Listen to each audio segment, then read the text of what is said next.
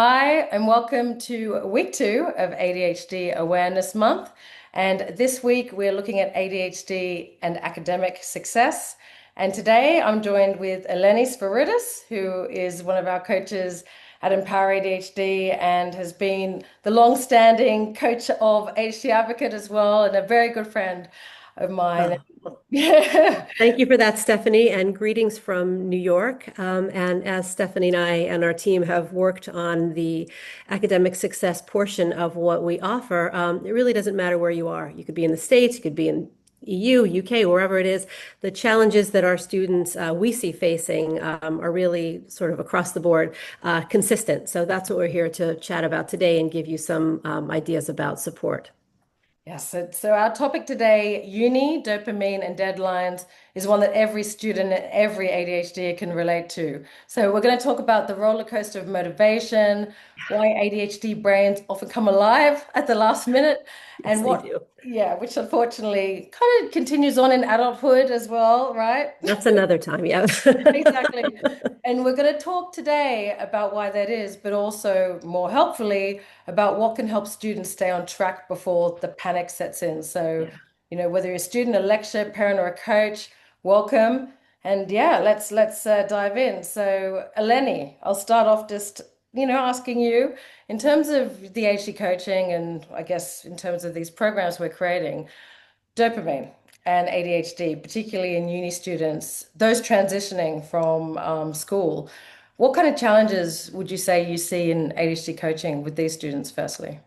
Yeah, it's so hard, Stephanie, because coming into university, all of the supports they've come to rely on are kind of gone, right? Whether it's in the home, with parents, with friends that are in a similar course, whether or not they realize how much they've relied on that support structure, that's now been changed tremendously. So they get to university and realize these deadlines are more often than not, farther off in the future. They're less clear, there's less structure, there's less support. So all of these things together are, a nightmare for many students with ADHD. And we've talked about the importance of having some structure or a roadmap, really, for our ADHD brains to sort of understand where we need to go, right? Because we already know with timing, it's either now or it's not now. And it's very hard to quantify that when an assignment is due 2 or 3 months in the future. So you know it's coming, but getting started is a really hard thing to do. And that sense of urgency is pretty much non-existent and needs to fall on the student then. Yeah, it's not easy, is it? Because like you said, at school, there's that structure, there's less chance to be, able to get in your own way, less choice. The more ch what we see in coaching, the more choice ADHD is a given, unfortunately, the more opportunity to make the wrong choice, self-sabotage, or just Mhm. generally overwhelm sets in because there are too many choices. So it's really hard to do what's needed, in the moment. So yeah, we definitely in our HD coaching, in terms of dopamine, given that there's so many competing sources of dopamine at university, right? Yes, Like, do I go to that party or do I stay home and do my reading? yes. What do we do to help ADHDers that generally rely on, urgency, last Yeah. minuteness as that dopamine source to do what they're meant to do? Yeah, that's a great question. And what I've found with students that I've worked with is having structure helps, and coaching certainly helps put that structure in place. But more so with the structure is the sense of success that we get, which is, that dopamine in a form that is really useful for academic success. So if assignments are being planned out or organized and recognizing that you only really need to complete a really small part of that and build on that because again our brains immediately go to this all or nothing kind of scenario rather than sort of taking a more measured stepped approach. So if in planning these assignments we can show students that you only need to do that first bit just to get your sort of toe in the water, and then tomorrow just build on that and build on that, and before you know it they're really on their way to becoming successful. That feeling of achievement is not something that is an easy thing to create once they get to university. Yeah, they say David Gewirk, founder of ADKA, talks about ADHD being a deficit of momentum. And that's the issue, isn't it? Like you just described, it's the getting started.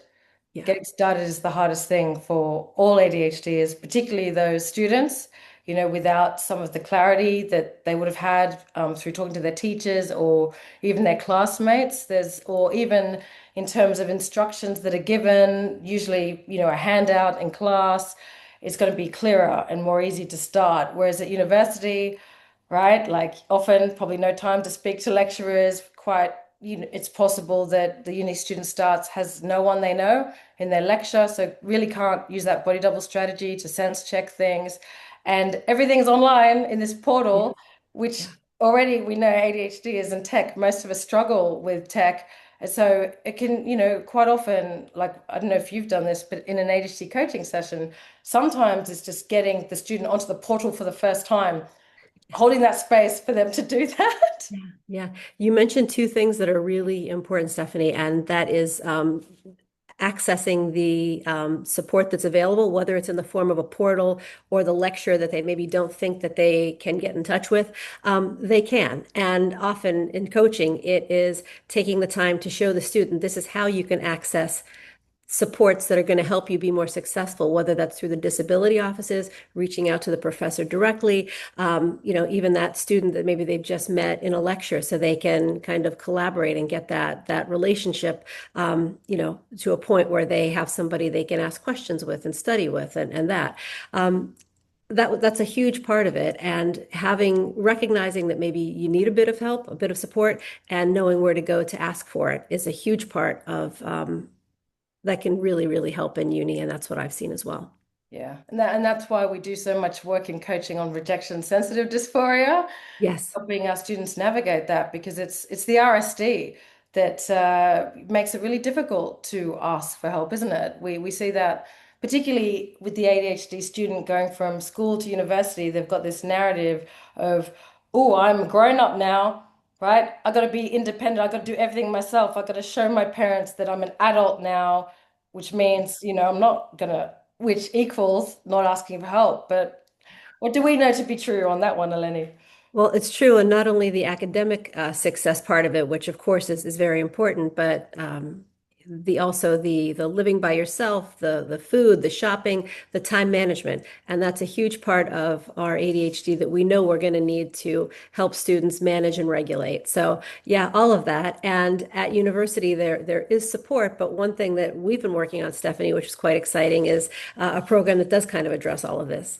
Yeah, that's it. Wrexham.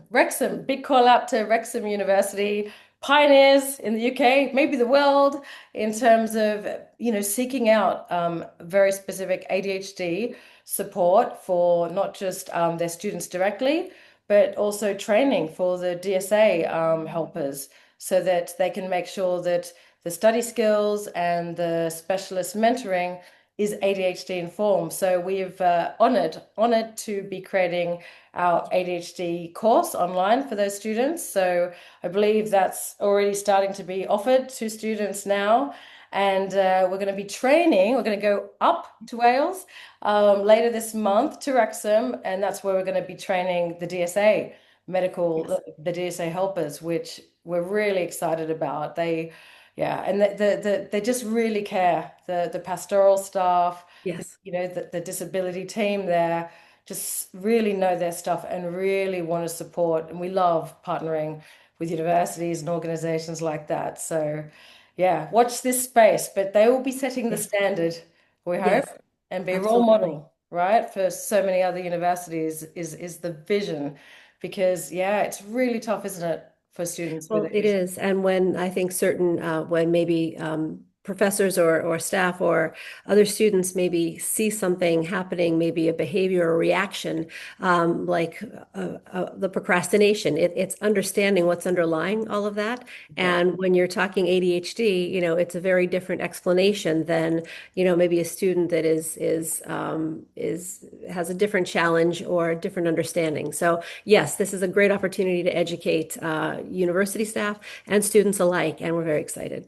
Yeah, we're going to help universities name it to tame it, and we're seeing this same approach starting to be taken, in the corporate space as well. Employers needing to be, that expectation on them to be able to identify that, these particular challenges are ADHD related, and then being able to be more proactive in providing that support. which it's not just for the benefit of the ADHD, obviously, but obviously lecturers, teachers, you're in the profession to teach, to educate, and you're going to be a lot more effective doing that if you are able to look through that lens and That's adapt right. approaches to better, teach those students. So if anyone has any questions, would like any support, do reach out to us. Hopefully this was helpful. And Yes. also, we were on your Wrong About ADHD podcast, I think two Yes. weeks ago, about supporting students with ADHD. So we'll put that in the link in the Definitely. comment section. But thank you, and thanks, Eleni, for Thank joining you. us. Thank you, everybody, for listening. Yes, we'll see you again. See you later.